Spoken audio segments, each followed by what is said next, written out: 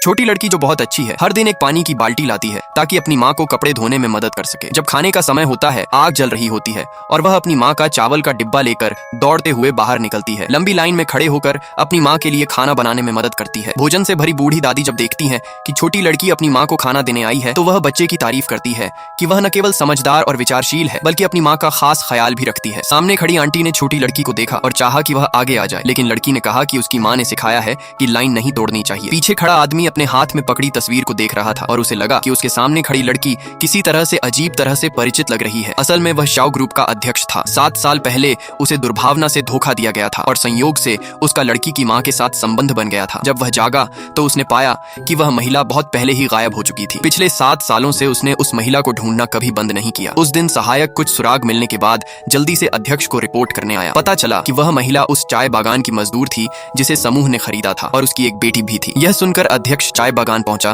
ताकि माँ और बेटी दोनों को अपने साथ वापस ले जा सके। लेकिन उसी समय एक महिला मजदूर को अचानक पीट दिया गया और गरम नूडल्स का कटोरा छोटी लड़की पर गिर गया। आदमी घबरा गया और तुरंत देखने लगा कि कहीं लड़की जल तो नहीं गई। वह उसे पानी के नल के पास ले गया और उसके हाथ धुलवाए। फिर उसने पूछा कि उसकी माँ कहाँ है और शिकायत करने लगा कि वह महिला बहुत गैर जिम्मेदार है। लड़की ने तुरंत अपनी माँ का बचाव किया और कहा कि उसकी माँ काम करती है और उसे पालने के लिए बहुत मेहनत करती है। आदमी लड़की के कटोरे में रखे सादे सूप वाले नूडल्स को देखता रहा और उसके दिल में एक अजीब सी कसक भर गई। तभी लड़की की माँ भी जल्दी जल्दी वहाँ पहुँच गई। वह घबराकर अपनी बेटी को ऊपर से नीचे तक देखने लगी कि कहीं वह जल तो नहीं गई। लड़की ने बताया कि इस अंकल ने उसे बचा लिया। तब महिला खड़ी हुई और धन्यवाद दिया। आदमी को देखते ही वह चौंक गई, क्योंकि वही आदमी उसके सामने खड़ा था जिससे उसका 7 साल पहले सामना हुआ था। उसने गुस्सा दबाते हुए पूछा कि वह यहाँ क्यों आया है। आदमी ने सच बताया कि वह 7 सालों से उसे ढूंढ रहा था और उसने वादा किया कि वह इन सालों में उसके द्वारा झेले गए दुखों की भरपाई करेगा। उसने यह भी पूछा कि क्या यह बच्ची उसकी है। उसी समय महिला को डॉक्टर की बात याद आई कि उसकी बीमारी अब और देर तक टाली नहीं जा सकती। दवाइयों का असर ज्यादा नहीं है और उसे जल्द से जल्द बोन मैरो ट्रांसप्लांट करवाना होगा, जिसकी कीमत कम से कम 10 लाख है। ये सुनते ही महिला घबरा गई, लेकिन उसे अपनी बीमारी से ज्यादा चिंता इस बात की थी